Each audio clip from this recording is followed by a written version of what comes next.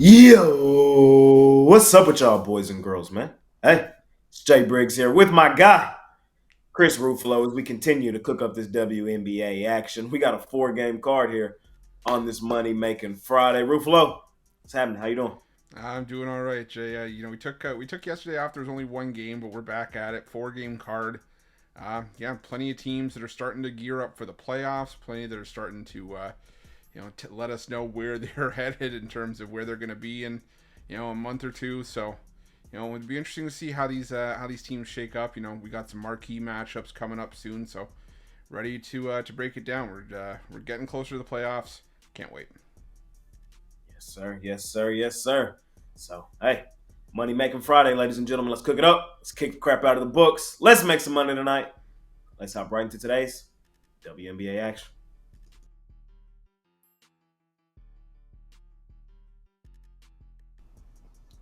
All right, ladies and gentlemen, first game up.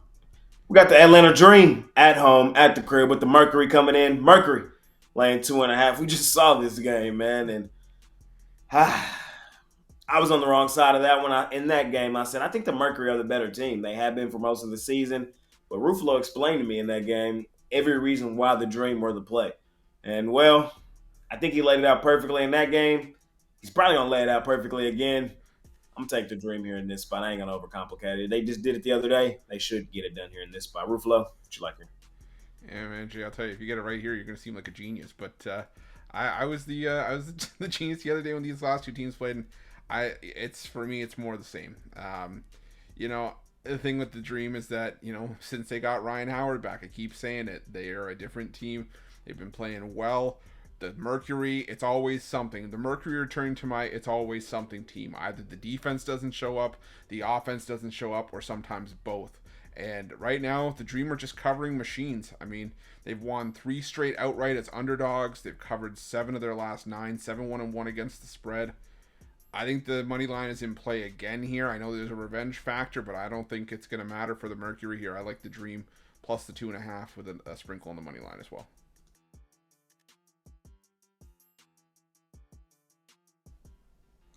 Next game up, we got the Washington Mystics at home at the crib with the LA Sparks coming in. Mystics 5-point favorites at the crib. Ruffalo, two bad teams, man. What you like here?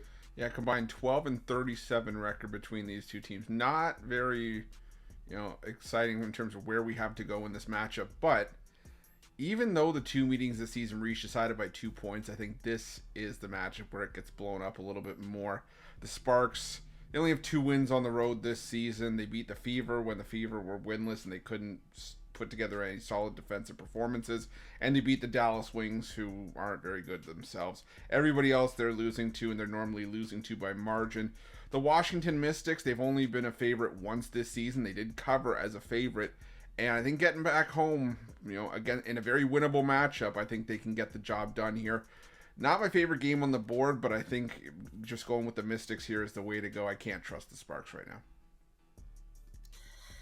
Man, two for two. Two for two to start off the video, man, because I'm with you. I'm on the Washington Mystics. I'm laying the points in this one as well. The Sparks just haven't had that spark for me coming out of the break. They did cover for me, luckily, in that one game against the Aces, depending on the line you got. I had 16.5, so they covered for me in that spot. But outside of that, man, it hasn't been pretty for them. Now, I know the Mystics haven't been all that impressive either, but Lynx, Storm, to me, that's just a really, really tough break coming out of the break. Here's the letdown in competition, or a step down in competition, I should say. I think the Mystics are the better basketball team. I think they're favored by 5 in this game for a reason. I think they probably win it by like 7 or 8 when it's all said and done. So give me the Mystics.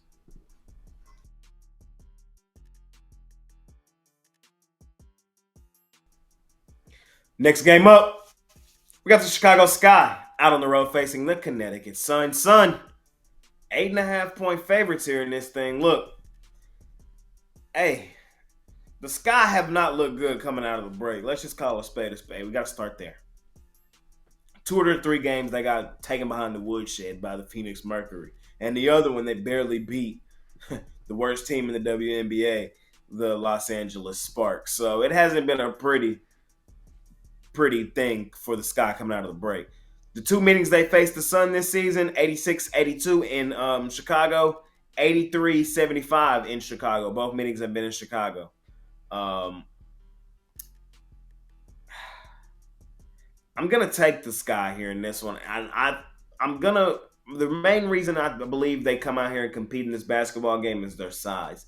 I think the Mercury were just a bad matchup for the Sky. I talked about that last time we talked about that game.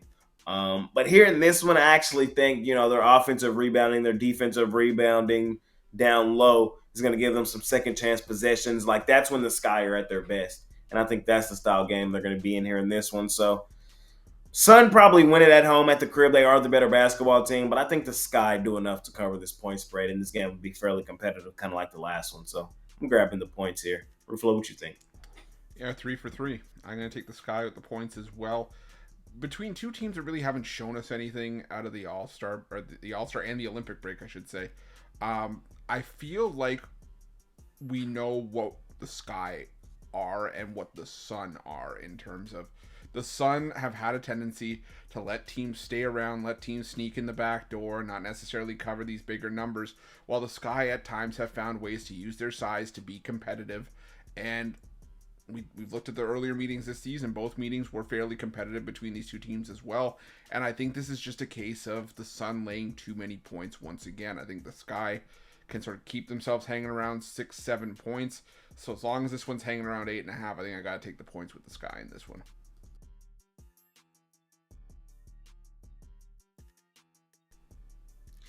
In our last and final game of the night, we got the Las Vegas Aces out on the road in a quick revenge spot, facing off against the Minnesota Lynx. Lying around a pick 'em, do your line shopping. I see this line kind of all over the place at this current time of the day. Ruffalo, what you liking here in this last and final game? Yeah, this line's flip-flopping, and for good reason. This is probably the toughest game on the card. But like you said, it's a revenge spot, and I think the Las Vegas Aces don't take too kindly to a double-digit loss on their home floor. I think they come back here, and I think they get some revenge on the Lynx. The Lynx 12-3 at home, not too shabby at all. But the road team has won all three meetings between these two this season, and I think it's no different here. I think, like I said, I think the Lynx get a taste of their own medicine. I think the Aces get some revenge here. But again, probably my least favorite game. Not one I'm going to rush to bet, but I'll lean towards the Aces here in this one. We almost swept the layup session today, Roof. We almost swept it, man. I'm gonna go the other way. I'm gonna take the Lynx. Um, it's just me, man. I like fading the Aces. I think they're overrated and overvalued because they're the champs. They shouldn't be favored or even close to being favored here on the road against the Lynx, who have been the better team and just beat them by a pretty sizable margin just the other day in Las Vegas. Um, I personally think the line should be like Lynx -3. So I think I have a pretty good cushion in this game, no matter how it ends up shaking out. I do think the Lynx win this basketball game today. And the hierarchy of things, I probably would go Liberty as the best team in the WNBA, Lynx 2, Aces 3, Storm 4. Something like that is probably my list. We'll see. I still got to build it out as the playoffs are on the horizon, but something like that, man. So Lynx at home at the crib at a reasonable number. That's where I'm at, Roof. I'm going to take the Lynx here in this one. And that's going to conclude this episode of the WNBA Layup Session. As always, I appreciate each and every one of you that continue to tune in and watch this video. Money Making Friday, man. Of course, I have premium plays over at the site. You can scoop up baseball, WNBA, football right on the horizon, man. It's the best time of year. Hop on something long term. Let's kick the crap out of the books. Ruffalo, what you got going on, my man? Yep, same for me. I'm going to have some baseball on the board, WNBA. And like you said, football is right around the corner. I think or at least my first college football play of the season will be up as well. So definitely something you want to make sure that you check out, take advantage of, and let's make some money on this Money Making Friday. Let's do it. Appreciate each and every one of y'all. Continue to cook up the WNBA all season long. So make sure you're subscribed, and you're tuned in. See y'all soon. We out here. Peace.